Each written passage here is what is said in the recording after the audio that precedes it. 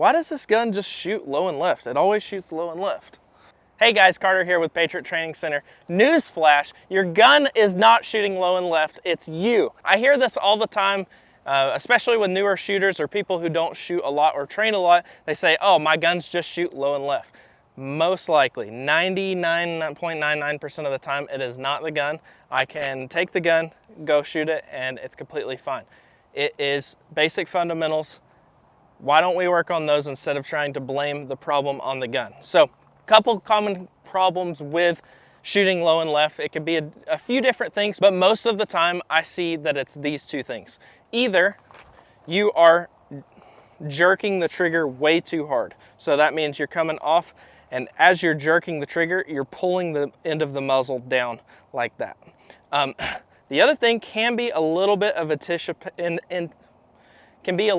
anticipation for the recoil. So you'll see people dip the muzzle. It's a pre-ignition push, which means that they're pushing input into the gun and it's torquing it down. A lot of times if it's directly down, meaning if your impacts are just right below at 6 o'clock from where you were aiming, a lot of time it's just anticipating it forward. Sometimes it will show itself with you gripping the gun and it'll go a little bit left too.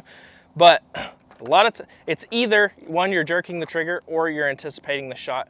The third thing can be your grip.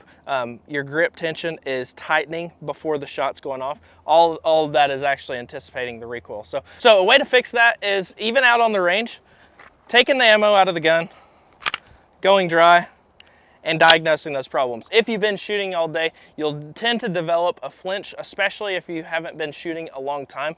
The more live rounds you shoot out of the gun, you'll start to see, you'll get a little bit of a dip.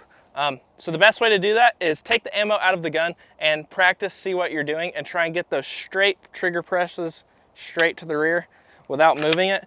Speed up on that, so like you would actually shoot it, going straight back. Don't just slowly go through the trigger. Hit it hard and try and keep it as still as possible. Go straight to the rear like that.